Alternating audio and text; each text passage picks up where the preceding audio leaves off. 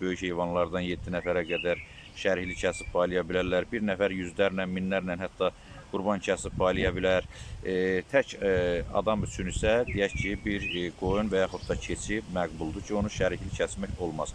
Əsasən ənənəvi üsula görə, Peyğəmbər ənənəsinə görə 3 yerə bölünür kəsilən qurbanlar.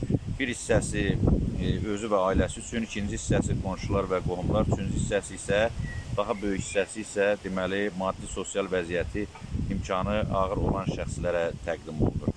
Və bir də bir yanlış ənənə var ki, sanki bir adam elə bir qoyun kəsməlidir, bu kifayət eləyir və yaxud da elə çox adam da kəsir, öz təbəqəsindən olan varlı adamları da yığır başına bir qonaqlıq təşkil eləyir. Bu bayramın hədəflərinə uyğun deyil. Qurban bayramının ümumiyyətlə xarakterinə, mahiyyətinə bu uyğun deyil.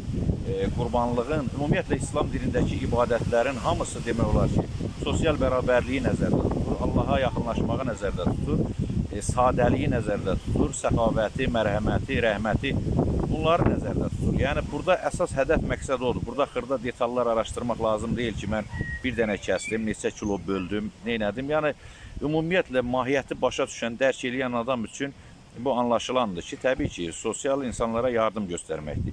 Nə qədər imkanı çatır, ayda bir dəfə, ildə bir dəfə ət yeməyən ailələr, insanlar var ki, yəni onlara da bu faydan düşməlidir. Həm bayrama görə bir sevinməlidirlər, həm də bir hər kəsin evində qazan qaynamalıdır. Bu dədə-babadan da bizim milli adət-ənənələrimizə qaynayıb qarışmış bir bayramdır artıq bu dini bayram olmaqla yanaşı. Əsas mahiyyət ondan ibarətdir ki, kəsilməsi məqbul olan heyvanlardan kasıb insanlara daha çox pay vermək lazımdır. Daha çox bunu paylaşdırmaq lazımdır.